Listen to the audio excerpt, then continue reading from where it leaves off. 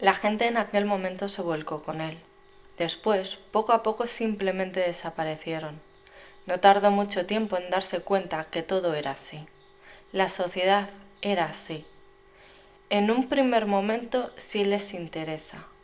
Si pueden quedar bien los unos con los otros se vuelcan. Todos quieren ayudarte. Todos pretenden sacar algo. Pero después, poco a poco, todos se van. No merece la pena permanecer al lado de un tipo que ya no es ni gracioso ni divertido. Ya no es el alma de la fiesta. De hecho, ya no había fiestas para él. Un segundo. Se detuvo un segundo y se quedó mirando el hueco de las escaleras. La altura era ya considerable.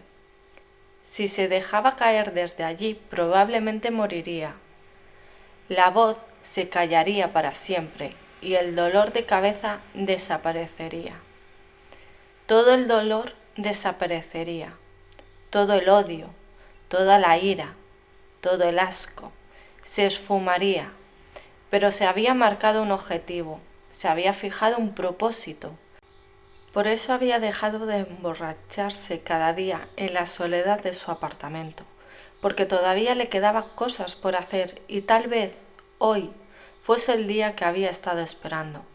Con su mano izquierda palpó la mochila que llevaba en la espalda y siguió subiendo. Sabía que tenía que llegar a la azotea, desde allí podría ver toda la plaza.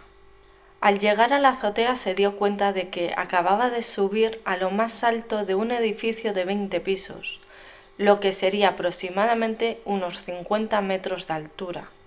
Desde allí se veía toda la plaza. La gente iba de aquí para allá como laboriosas hormiguitas. Si su pequeño hubiese estado allí, se habría asustado mucho, como ya hizo cuando montó con él en la noria. Aquel día fue maravilloso para los dos. Bueno, para los tres. De nuevo, aquella fastidiosa voz que le interrumpía en sus pensamientos. No podía callar ni un solo segundo, y el dolor no paraba. Joder, el día iba a ser más largo de lo que esperaba. Sabía lo que debía hacer. No le hacía falta aquella voz, recordándoselo constantemente. Ya había dejado la bolsa en el suelo y con delicadeza sacaba la saco.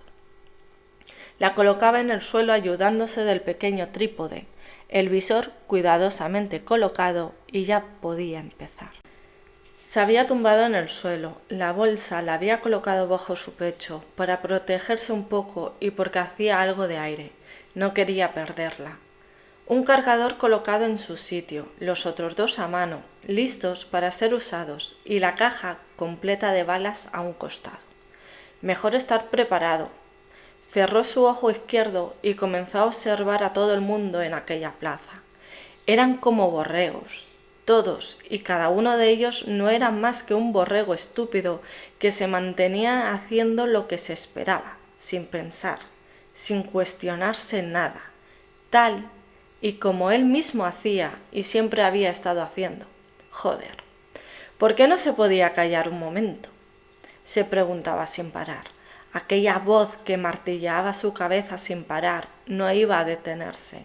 Lo sabía y aún así no dejaba de preguntarse cuándo lo haría. La respuesta era siempre la misma. Nunca, nunca se callaría. Era un incordio, pero la necesitaba. A veces la necesitaba para poder centrarse en lo que tenía que hacer. Un niño pequeño corría por la plaza con un cachorro atado a una correa de cuero de color rojo. Este visor era jodidamente bueno, pensó. Aquel niño le recordaba mucho a su hijo, aunque su hijo ya era mayor que aquel pequeño cuando se fue. No sabía por qué tenía que pensar en eso ahora, otra vez, intentando engañarse. No podía dejar de pensar en eso, no podía dejar de recordar el día que el teléfono sonó. Respondió como siempre, una llamada más de un número desconocido. La sorpresa fue mayúscula en cuanto le preguntaron si era él. ¡Claro que lo era! Ojalá no lo hubiese sido. Su mujer había tenido un accidente. Ella y su hijo estaban muy graves en el hospital. Fue como si una bomba estallase a pocos metros. Todo su cuerpo, toda su mente se sacudió de repente y lo dejó completamente inmóvil durante unos segundos. Después reaccionó y a toda velocidad acudió al hospital. Cuando llegó era tarde. Su hijo de tan solo 10 años ya había fallecido. Su mayor tesoro se lo habían arrebatado sin que él hubiese podido hacer nada. Su mujer continuó en el hospital durante 3 meses más, 22 días en coma inducido, 3 operaciones, meses de recuperación y un año entero de rehabilitación para poder de nuevo caminar. Todo gracias a un desafortunado despiste, una distracción. Eso fue lo que le dijeron. Otro conductor, al parecer, había cogido el teléfono mientras conducía. Se distrajo sin más, no prestó atención y mató a su hijo.